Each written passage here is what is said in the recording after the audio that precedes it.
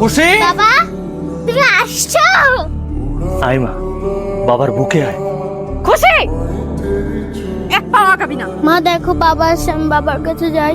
খবরদার, তোরে বলছি না এক পাও আগাবি না, এইখানে দাঁড়ায় থাক। কি ব্যাপার কেয়া, তুমি খুশি রে আমার কাছে আসতে দিতেছ না কেন? আমার মায়ের আমার কাছে আসতে দাও। আসতে দিব না, একের দরে দেখে উতলাই পড়তেছে।